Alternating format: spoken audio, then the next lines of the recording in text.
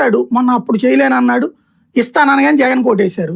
ఈసారి జీపీఎస్ తెచ్చాడు జగన్, అయినా జనం వ్యతిరేకంగానే ఓటేశారు. మనం ఓపీఎస్ లో తెస్తే ఉద్యోగులకు ఫిక్స్ అయిపోతుంది కదా, ఈ ఫీలింగ్ పోతుంది కదా. ఈ డిఏల గొడవ అవన్నీ తర్వాత చివరిలో అన్ని గెలిపించి 2-3 డిఏలు రిలీజ్ చేసేస్తే అయిపోతుంది. ఇప్పటికి 4 డిఏలు పెండింగ్ ఉంది, ఒకటి ఇస్తే సంతృప్తి పడిపోతారు.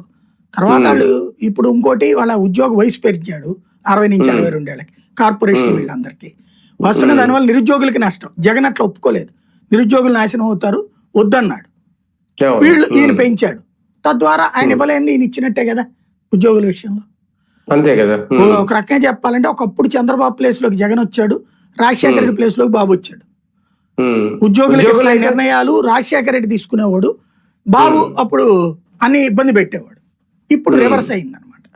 అవును, ఒక రకంగా ఈ నిర్ణయంతో ఉద్యోగుల్ని సంతృప్తి పరిచేశారు భారీగా. సరే, నిజంగా రేపటి నుంచి వీళ్ళు 25 నుంచి ఏదో పిలుపునిచ్చారు కదా, జేఏసీ అంతా ఉద్యమిస్తాం వీళ్ళ డిమాండ్లు, అది చేస్తారా? ఇంకా దానికి ఒక వస్తుంది, అందరూ స్పందన వస్తుందా బాగా చేస్తే? అయ్యి ఏం లేదు, ముందు మీటింగులు పెడతారు, 2-3 నెలల పాటు మీటింగులు జరుగుతుంటాయి, వీళ్ళకి కాస్త కాలక్షేపం అవుతుంటది.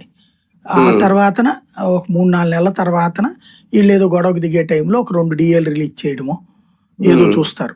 మెయిన్